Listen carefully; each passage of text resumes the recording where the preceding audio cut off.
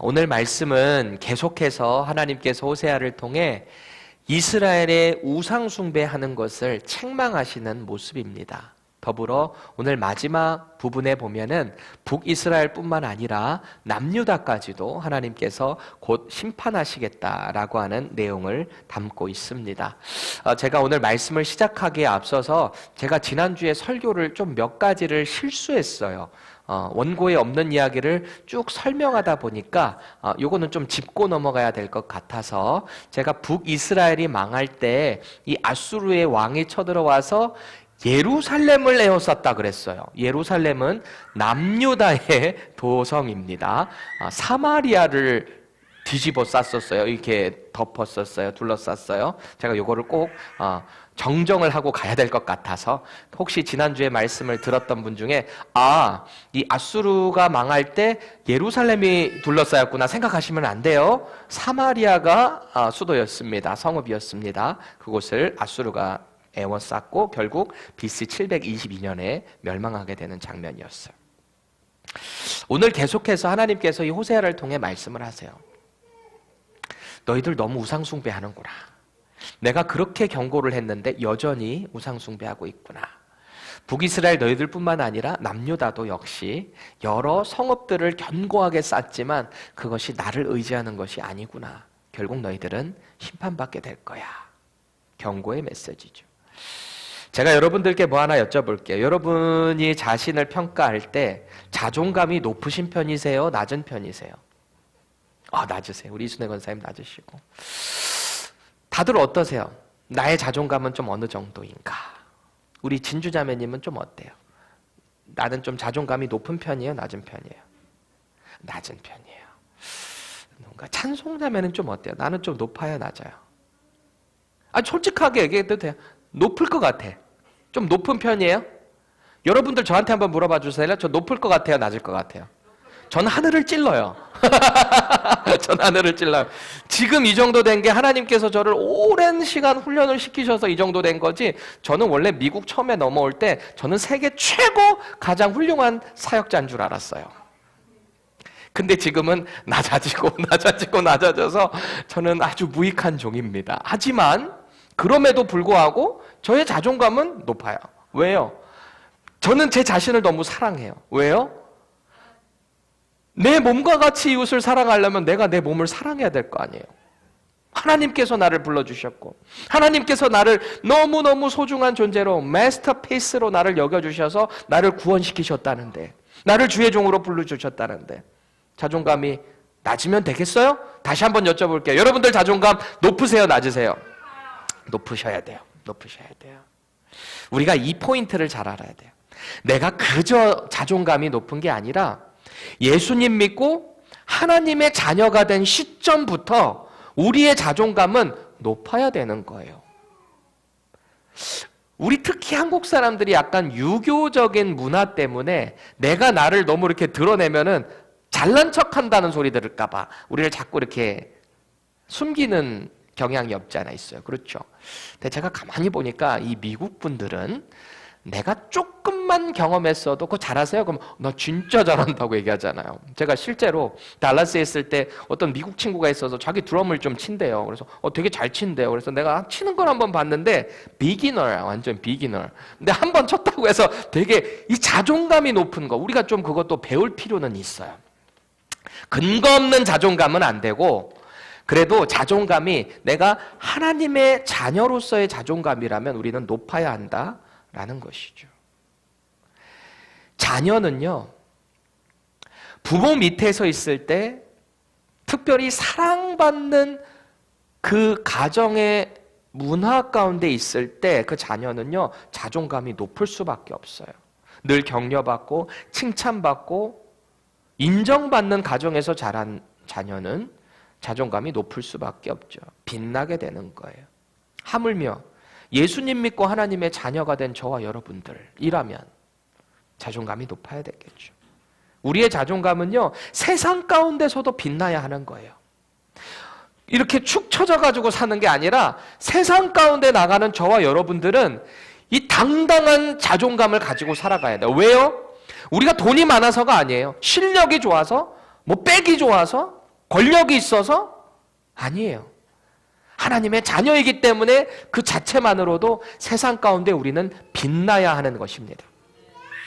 오늘 본문은 하나님의 백성인 이 북이스라엘이 하나님의 백성으로 자존감과 긍지를 가지고 살아야 하는데 이들의 모습을 한번 보세요. 이방 민족 가운데 완전히 먹잇감이 돼서 어디에 기 하나 펴지도 못하고 살아가는 이 불쌍한 모습. 자존감이란 자존감은 완전히 바닥을 치고 있는 모습이에요. 주변에 강대국에 빌붙어 가지고 살아가야 하는 이 비참한 모습. 이게 하나님의 백성들인 거예요, 지금. 그들의 도움의 원천이 하나님에 있다라는 것을 이들이 다 까먹었어요. 자신의 선조들이 출애굽할 때 그 강한 애굽에서 출애굽해가 나올 때 주변에 온갖 강한 나라들, 자기네들이 무슨 언제부터 그렇게 정복국가였어요, 이스라엘이? 노예 생활 430년 하다가 나와가지고 무슨 군사훈련을 했었던 사람들이에요, 이 사람들이. 하나님께서 하시니까, 하나님이 함께 하시니까 이들의 모습을 보면서 주변 국가들이 두려워 떨기 시작하고, 모압 같은 경우 보세요. 발락이라는 왕이 발람이라는 거짓 선지자 불러가지고 이스라엘 좀 저주해 주세요. 왜요? 이스라엘과 함께 하신 그 하나님의 능력을 봤거든요. 이스라엘이 대단해서가 아니라 하나님께서 그들과 함께 하시는 것을 보는 순간 저들은 강한 나라라는 것을 강대국들이 다 깨닫게 된 거예요. 범접할 수 없는 하나님의 그 능력을 보게 된 것이죠. 그런데 지금 이 북이스라엘과 남유다의 모습은 전혀 그때의 모습을 보여주지 못하고 있습니다. 강대국의 힘에만 비굴하게 여기 붙었다가 저기 붙었다가 어떻게 하면 살아남을까 아주 비굴해요. 8절 말씀 보세요. 이스라엘은 이미 삼켜졌은즉 그래요. 이미 삼켜졌어요. 이미 전세가 기울었어요. 이 북이스라엘이 뭔가 할 수 있는 능력이 없습니다. 이제 여러 나라 가운데 있는 것이 즐겨 쓰지 아니하는 그릇 같도다. 얼마나 비참해요, 여러분. 이 북이스라엘을 그릇으로 따질 때 여러 나라 가운데 있는데 이 그릇을 쓰려고 하는 나라들이 없어요. 이들의 가치예요. 북이스라엘의 가치. 하나님의 백성의 가치가 완전히 지금 바닥으로 떨어진 거예요. 현재 이스라엘이 이방 나라에 의해 망한 것은 아니에요. 아직까지는 안 망했어요. 왜요? 호세아가 계속 선포하고 있거든요. 이제 망할 거다, 망할 거다. 이 망할 거다 경고하는 이유가 뭐예요? 회개하라는 거잖아요. 돌이키라는 거잖아요. 여전히 정신을 못 차려요. 그래서 앞으로 이방 나라에 의해 삼켜질 것에 대한 확신을 갖고 심판을 선포하고 있는 것입니다. 앞으로 망하게 될 거예요. 이들은 앞선 7절에서 같이 이미 이방 사람들의 먹잇감이 될 거예요. 아니요, 이미 되어버렸어요.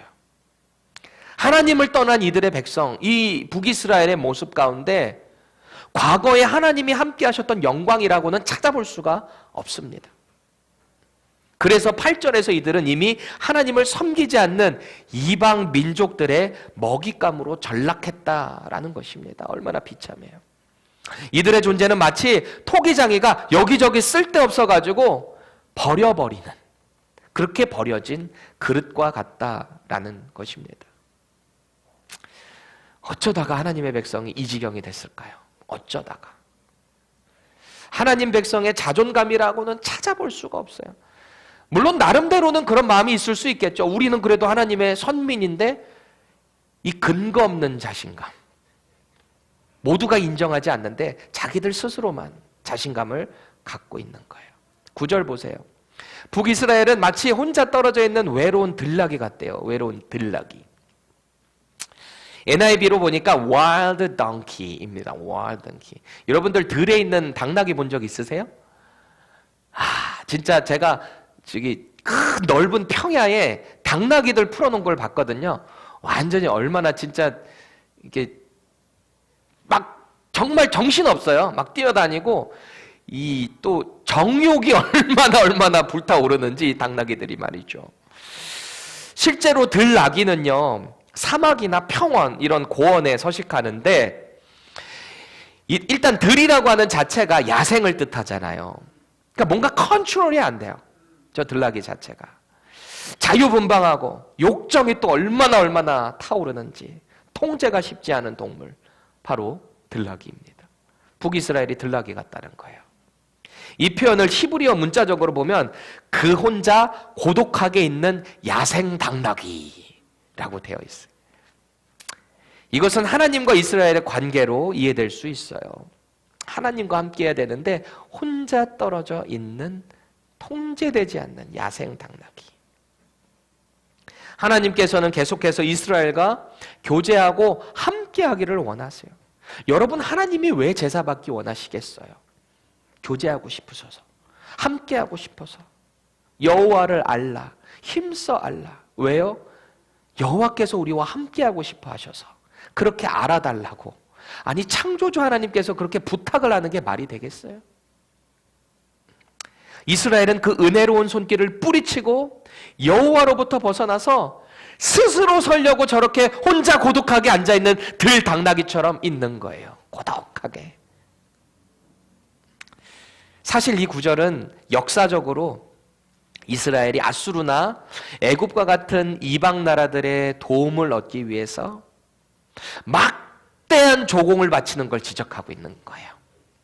하나님께 나아가서 하나님께 회개하고 하나님 앞에 그렇게 다시금 돌이켜야 되는데 어떻게 해서든지 자기들 살아남으려고 어느 날은 아수르가 커지는 것 같으니까 아수르에 조공을 바치고 어느 날은 애굽이 커지는 것 같으니까 애굽에다가 조공 바치고 여기저기 바치다가 온데간데 쓸데없는 강대국들이 저거 아무것도 아닌 나라 확 집어삼키면 그만인걸, 이런 나라로 전락해버린 거예요. 여기서 사랑하는 자들을 얻었다라는 표현이 있는데요, 이게 이스라엘을 사랑하는 자들을 얻었다는 게 아니에요.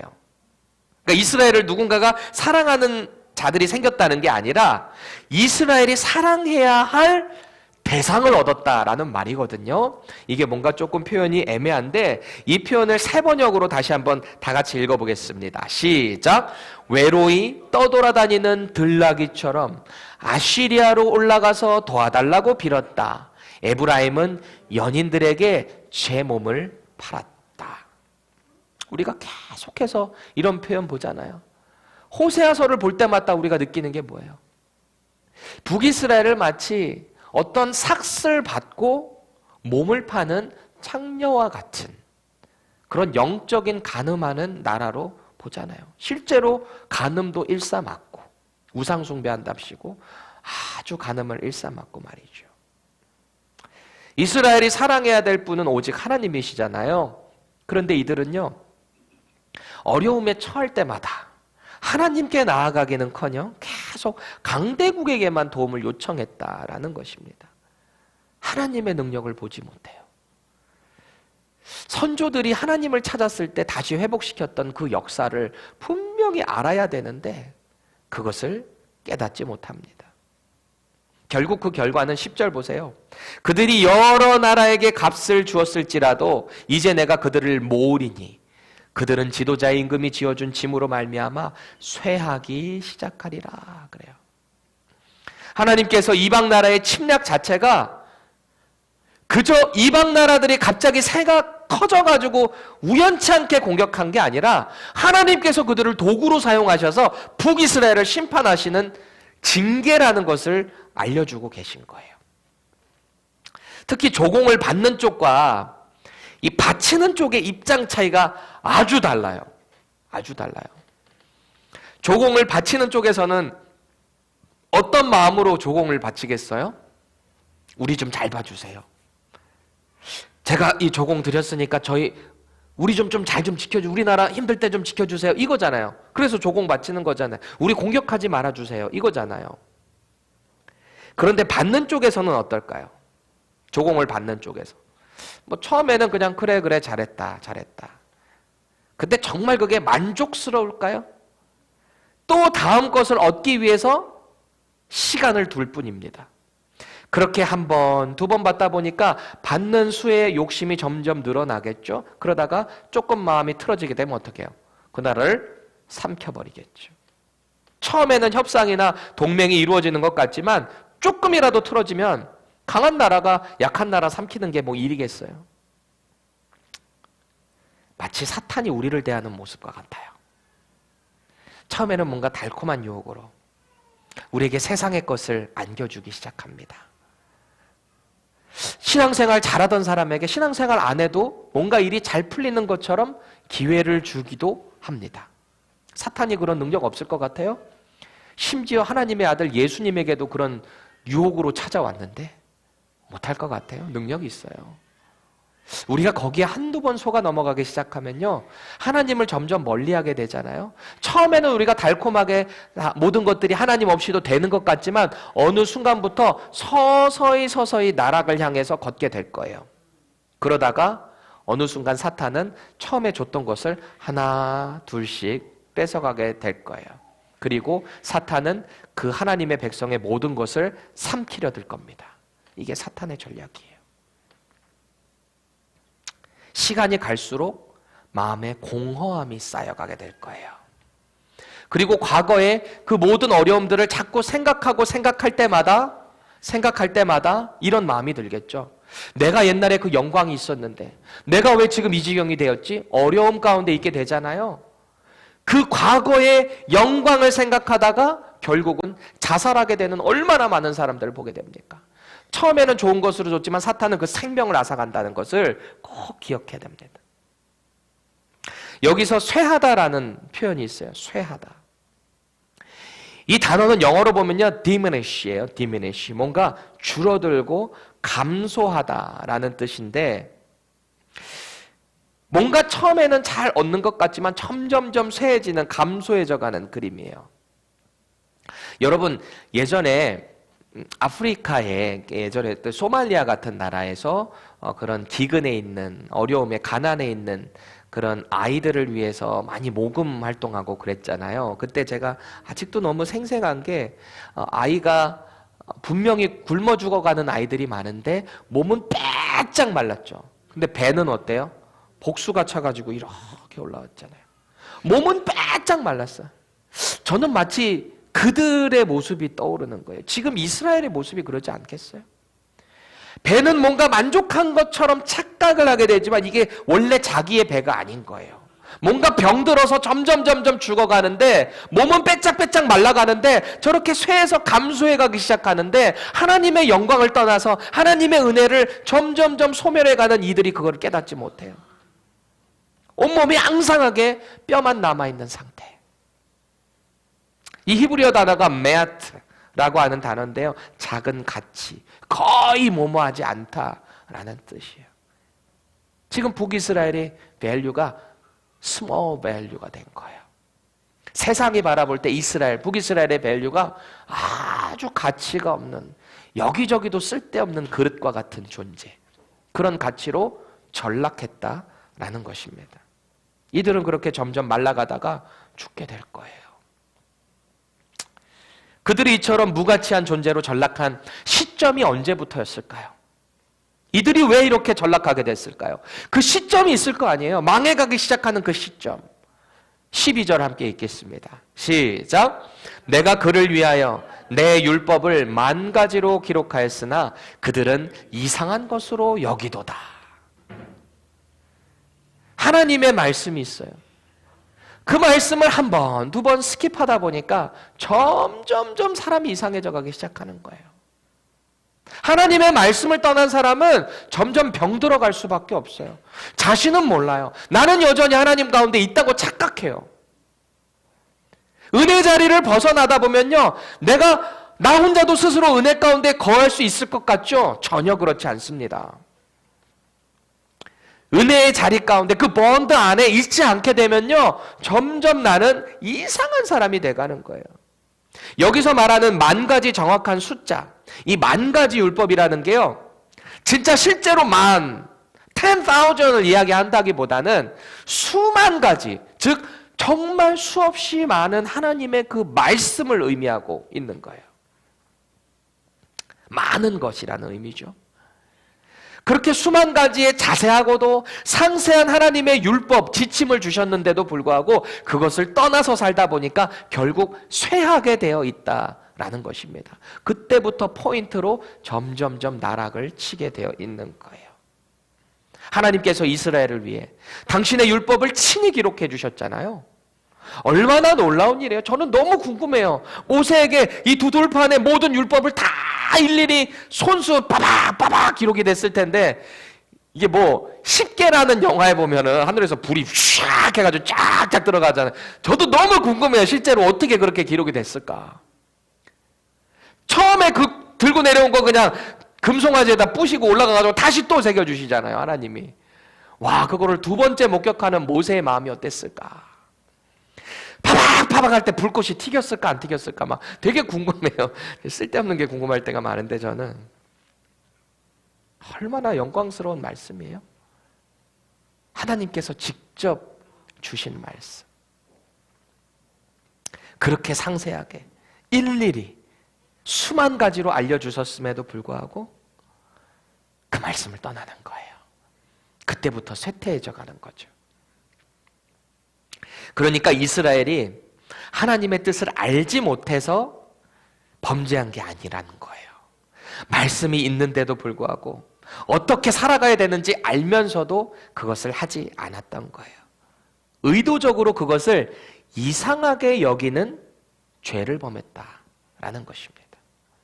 이상하게 여겼대요. 그래서 그들은 하나님께만 아니라 이방 나라들에게도 무가치한 존재가 되어버렸어요. 가치가 없어요. 하나님의 말씀을 떠나 살아가는 인생의 최후가 바로 이렇게 된다는 것입니다.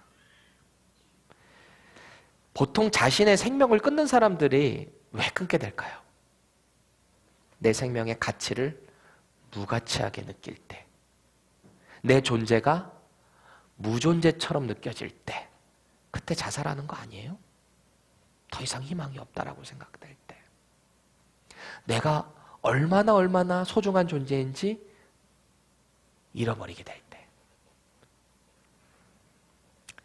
여러분이 북이스라엘이요, 하나님의 그 수만 가지 율법을 가지고서 어떻게 하나님을 섬겨야 되는지 몰랐던 것 아니라는 증거가 이들이요, 여호와 신앙도 같이 가져갔다라는 거잖아요. 13절 보세요. 그들이 내게 고기를 제물로 드리고 먹을지라도, 그래요. 제물을 드렸어요. 그렇게 우상을 섬기면서도 여호와 신앙도 함께 가져갔다는 거예요. 하나님을 나름대로는 예배했다라는 거예요. 제사했다라는 거죠. 그런데 그 제사에 대한 하나님의 평가, 뭐래요? 여호와는 그것을 기뻐하지 아니하고 이제 그들의 죄악을 기억하여 그 죄를 벌하리니 그들은 애굽으로 다시 가리라. 하나님의 뜻을 알면서도 철저히 이방 나라 종교를 사랑했다라는 것입니다. 하나님보다 더 사랑했어요. 하나님의 뜻을 알면서도 의도적으로 이방 나라의 힘을 의지했다라는 것입니다. 그래서 이제 이 외로운 들나귀는요, 결국 자유를 빼앗기게 될 거예요.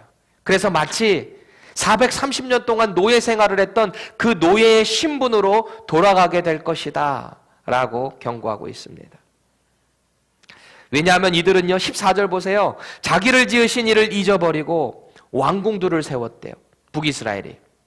왕궁, 우상신전 다 자기들이 많이 쌓았다는 거예요. 유다는 견고한 성읍을 많이 쌓았다.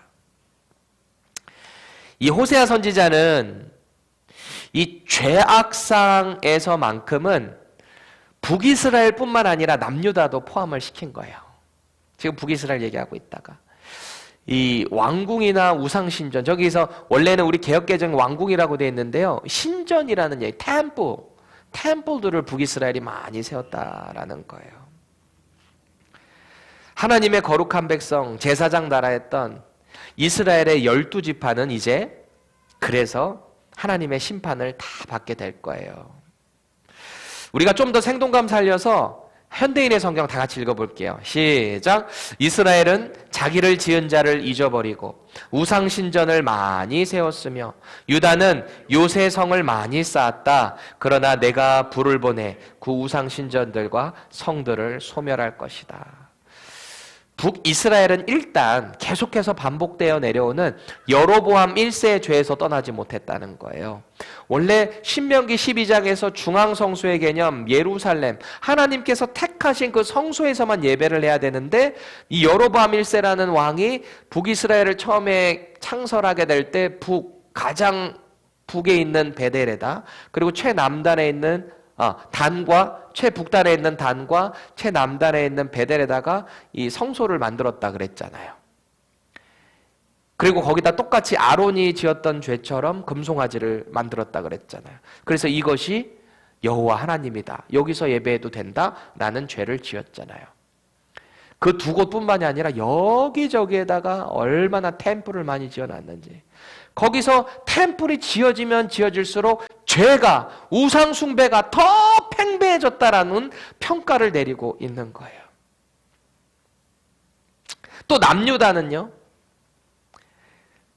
얼마나 많은 이 자신들의 성읍들을 견고하게 지어가기 시작했던지, 시편 9장 9편 9절 다 같이 한번 읽어보겠습니다. 시작. 여호와는 압제를 당하는 자의 요새이시오 환난 때의 요새시로다. 요새가 뭐예요? 요새 refuge잖아요. 여기에 피하면 피난처이기 때문에 적으로부터의 공격을 받지 않는 안전한 장소.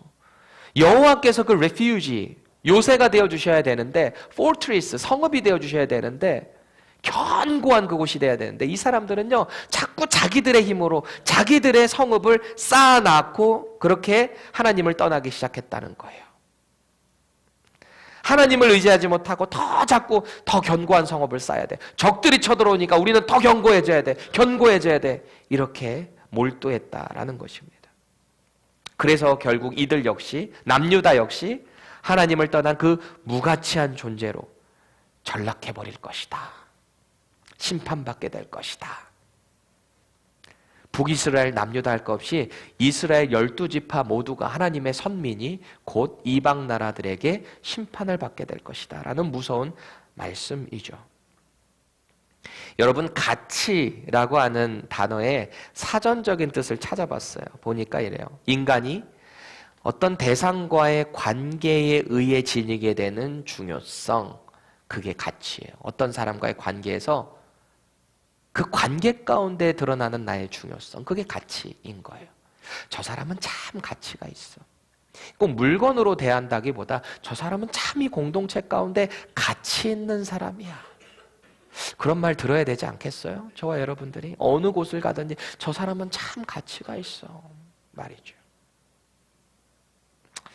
오늘 호세아가 말하는 가치는 피조물로서 창조주 하나님 곁에 붙어 있을 때 그 가치는 빛나게 된다는 것입니다. 그런데 지금 북이스라엘 남유다는요, 그 창조주 하나님의 곁에 없기 때문에 무가치로 전락해버렸다라는 것입니다. 제가 예전에요, 한국에, 여러분 가락시장 아세요? 제가 서울 송파 그쪽에 살았었는데 그 근처에 가락시장이라고 농수산물 시장, 엄청 큰 시장이 있어요. 어렸을 때 부모님 따라서 갔던 기억이 나는데, 이 김장철이 되면은 배추들이 전국에서 몰려들어요. 여기 배추로 그냥 트럭들에 쫙 배추들이 토실토실 퉁퉁한 것들이 그냥 쫙 쌓여 있거든요. 그런데 어떤 것들은 이렇게 운반을 하다가 떨어진 것들이 있을 거 아니에요. 그리고 어떤 것들은 이파리가 막 떨어져가지고 이렇게 바닥에 굴러다니는 것들도 있습니다. 그거 쓸까요, 안 쓸까요? 땅바닥에 떨어져서 여기저기 널브러져 있는 그런 배추들, 진흙탕에 막 묻어가지고 있는 거, 그거요, 제가 가만히 보니까 조금 있다가 청소하는 사람들이 다 그거 쓸어서 쓰레기통에 버리더라고요. 상품성이 없는 무가치한 것이 됐기 때문이죠. 오늘 하나님께서 평가하실 저와 여러분들의 가치는 어떨 것 같으세요? 하나님의 자녀로, 그리스도인으로 이 땅에 살아가는 저와 여러분들의 가치는 어떨까요? 아니, 세상이 우리를 바라보는 가치는 어떨 것 같으세요? 저와 여러분들을 바라보는 세상이 눈, 우리의 평가. 저 사람은 정말 교회 다니는 사람 같아. 저 사람을 보면 정말 하나님을 만나면 저렇게 되는구나. 이런 평가를 받으실 것 같으세요? 아니면 저 사람 저 교회 다닌다고 이런 평가 받으실 것 같으세요. 사도 바울은 빌립보 교회를 향해서 너희 안에 그리스도의 마음을 품으라 라고 권면을 합니다. 그리스도의 마음. 하나님과 동등한 분이시지만 그 동등한 가치를 자신을 비워서 오히려 이 땅에 인간의 몸을 띠고 우리 같은 죄인의 몸으로 이 땅에 오셔서 자신을 낮추셔서 우리를 위해 죽기까지 헌신하신, 희생하신 그분의 성품, 그리스도를 품고 닮아라 라고 말해요. 세상 가운데 그러면서 우리가 그렇게 살아가게 될 때는 어떤 반응으로 가치로 평가되는지 아세요? 세상 가운데 우리는 빛으로 드러나게 된다라는 것입니다. 우리가 그렇게 예수님의 성품을 닮아 살아가게 될 때. 우리 다 같이 한번 읽어볼까요? 빌립보서 2장 15절 세 번역으로 한번 읽어보겠습니다. 시작. 그리하여 여러분은 없군요. 제가 읽어드릴게요. 그리하여 여러분은 흠이 없고 순결해져서 구부러지고 뒤틀린 세대 가운데서 하나님의 흠없는 자녀가 되어야 합니다. 그리하면 여러분은 이 세상에서 별과 같이 빛날 것입니다. 저는 이 표현이 참 좋아요. 여러분은 흠이 없고 순결해져서 구부러지고 뒤틀린 이 세대 가운데서 하나님의 흠없는 자녀로 살아가야 합니다. 그렇게 될 때 어떻게 된대요? 이 세상에서 별과 같이 빛나게 될 것입니다. 저와 여러분들이 별처럼 빛날 수 있기를 바랍니다. 이제 5월에 오실 그 안산 빛락교회 유재명 목사님 그 교회가 왜 빛락교회인지 아세요? 이 말씀 갖다가 빛락교회. 별처럼 해처럼 빛나는 그리스도의 자녀들, 백성들 말이죠. 저와 여러분이 하나님 없이도 얼마든지 살아갈 수 있다는 이 세상의 교만 가운데 우리는 살아가잖아요. 이 세상은 하나님을 거부하잖아요. 그리고 교만하게 이야기하잖아요. 교회 가면 떡이 나오냐 밥이 나오냐. 밥 다 나와요. 라면도 주고 먹는 거 되게 많이 주는데 몰라서 그렇지. 그 가운데서 우리는 하나님의 흠없는 자녀로 살아가야 돼요.